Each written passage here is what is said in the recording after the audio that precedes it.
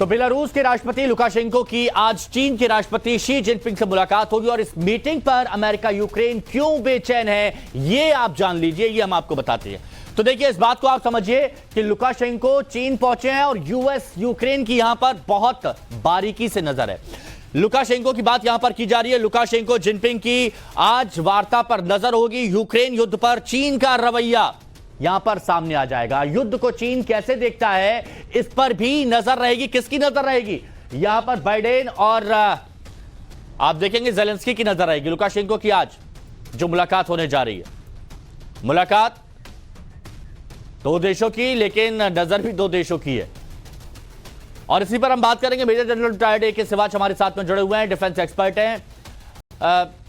तो किस तरह से देखते हैं मुलाकात? क्योंकि अमेरिका कह रहा है चीन को कि खामियाजा भुगतना होगा, अंजाम भुगतना होगा अगर मदद करी, लेकिन यहां पर तो खुलेआम मुलाकात हो रही है और मुलाकात होगी तो कुछ बात भी होगी आगे की।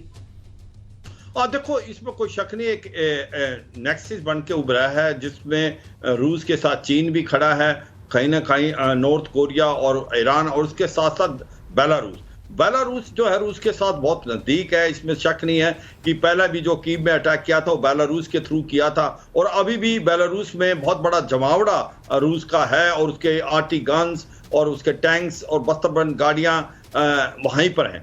तो अब जब लुकाशेंको गए हैं चीन में, तो तीन चार बातें हैं जो इंपॉर्टेंट है। एक तो ये सच्चाई है कि लुकाशेंको और शी जिनपिंग एक तरफ ही हैं, रूस की मदद कर रहे।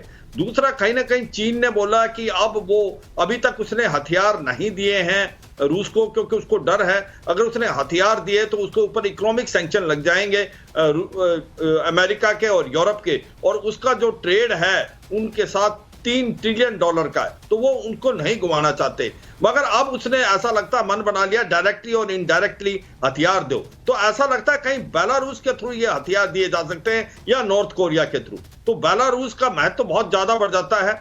और ये भी सच्चाई है कि बेलारूस जो है अभी इस पलड़े में आ गया है, जो कि चीन का, रूस का, नॉर्थ कोरिया का, ईरान का है। तो ये लगता है कि दो तीन बातें और होंगी। एक तो जो स्प्रिंग ऑफेंसिव की बात हो रही है वो बेलारूस से आएगा, नॉर्थ में कीव की तरफ, और ईस्ट से डोनाबास की तरफ से, और साउथ से क्रीमिया और ब्लैक सी से। तो बेलारूस का बड़ा महत्व है और बेलारूस एक बड़ा इंपॉर्टेंट रोल प्ले करेगा। इसी प्रकार बेलारूस के अंदर जो जमावड़ा बनाया है रूस ने, वो एक थ्रेट है पोलैंड के लिए भी। और कहीं ना कहीं ये भी बार बार बोलता है नाटो और अमेरिका कि अगर बेलारूस से कुछ भी कोशिश की पोलैंड की तरफ आने के लिए, तो फिर उसका जवाब बहुत सख्ती से दिया जाएगा। खुलकर सभी देश खेल खेलते हुए यहां पर नजर आ रहे हैं। एक इस बात जी आप हमारे साथ में बने रहिए, बात करेंगे, लेकिन एक और बड़ी खबर है, वो बड़ी खबर का जिक्र कर लेते हैं। यूक्रेन के युद्ध के बीच रूस के सहयोगी बेलारूस के राष्ट्रपति लुकाशेंको चीन के दौरे पर हैं, तो वहीं अमेरिका चीन को फिर से चेतावनी दे रहा है कि अगर रूस की मदद की तो फिर अच्छा नहीं होगा। ये जो बाइडेन की तरफ से कहा जा रहा है, अमेरिका की तरफ से कहा जा रहा है और चीन के लिए कि चीन की कंपनियों पर हम लोग एक्शन लेंगे, सैंक्शंस लगा देंगे। और यूएस विदेश मंत्री एंटनी ब्लिंकन की तरफ से यह कहा गया है कि चीन ध्यान रखे इस बात का कि अगर किसी भी तरह की मदद यहां पर की गई रूस की, तो फिर कार्रवाई यहां पर की जाएगी। अब कार्रवाई किस तरह से हो सकती है? कंपनियों पर सैंक्शंस लगाया जा सकता है, उन पर नजर रखी जाएगी। और इसी दौरान एक और बड़ी खबर की बात करते हैं। इस बीच एक और बड़ी खबर आ रही है। व्हाइट हाउस ने एजेंसियों को आदेश दे दिया है कि 30 दिन के अंदर चीनी कंपनी टिकटॉक को बैन किया जाए। ये यूएस एजेंसियों को व्हाइट हाउस से निर्देश मिले हैं कि 30 दिन यानी लगभग 1 महीना, 30 दिन के अंदर अमेरिका में टिकटॉक बैन होना चाहिए। भारत ने बहुत पहले कर दिया है, भारत ने बहुत पहले टिकटॉक को बैन कर दिया है और अब अमेरिका की आंख खुली है और अमेरिका ने कहा है कि 1 महीने के अंदर यानी 30 दिन के अंदर चाइनीज कंपनी टिकटॉक को बैन करने का निर्देश दे दिया गया है एजेंसियों को। मेजर जनरल ए के सिवाच हमारे साथ में जुड़े हुए हैं। सिवाच जी, चीनी कंपनी टिकटॉक भारत में बहुत पहले बैन हो गई, लेकिन अमेरिका की आंखें शायद अब खुली हैं।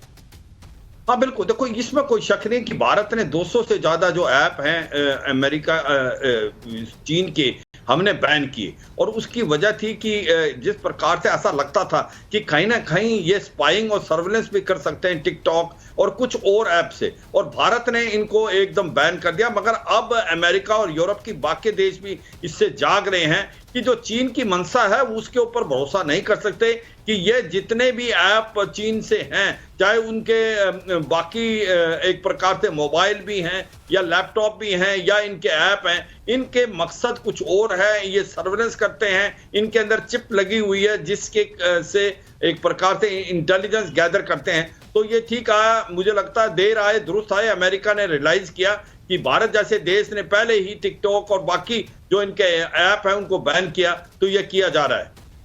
और बिल्कुल हमने ये भी देखा है कि जब इस तरह की ऐप को हम लोग इंस्टॉल करते हैं अपने मोबाइल में, तो उस वक्त कई तरह की परमिशन मांगते हैं और हम लोग बिना कुछ देखे, बिना कुछ सोचे, बिना कुछ समझे सब एग्री करते जाते हैं और वो सारी जानकारी पहुंच जाती है निर्माता तक।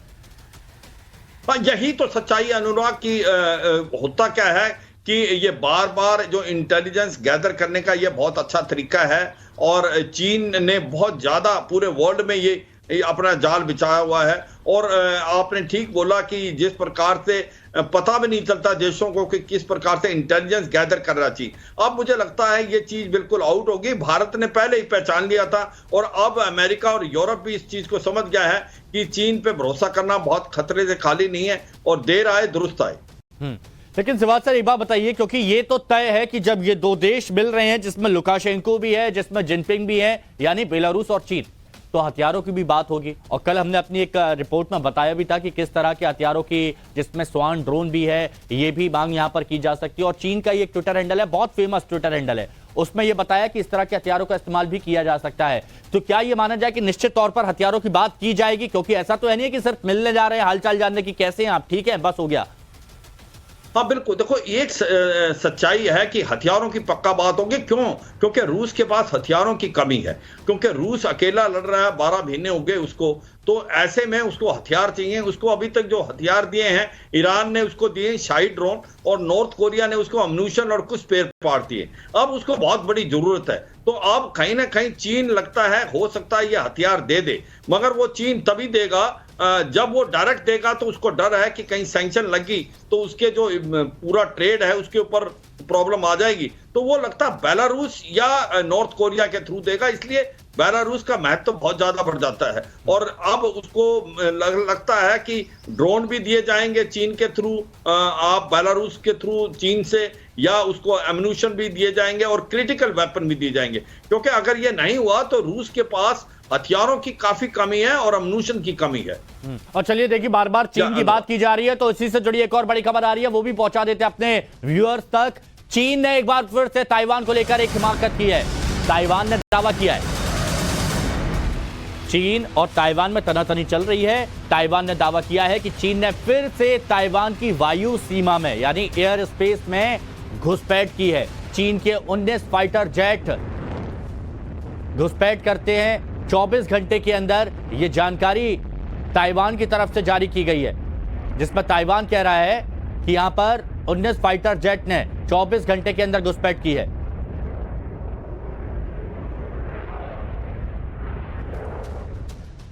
तो देखिए, ताइवान पर कब्जे को लेकर चीन लगातार उसे डराने धमकाने में जुटा है। और 2022 में जब नैन्सी पेलोसी ताइवान की यात्रा की थी, आपको याद होगा खूब तनातनी का माहौल था, तभी से चीन ने ताइवान में फाइटर जेट के जरिए घुसपैठ की संख्या काफी ज्यादा बढ़ा दी थी। और ये आंकड़े टाइम्स और भारत ने आपको दिखाए थे। अब चलिए आंकड़ों की बात करते हैं, एक बार फिर से आपकी यादें ताजा करते हैं।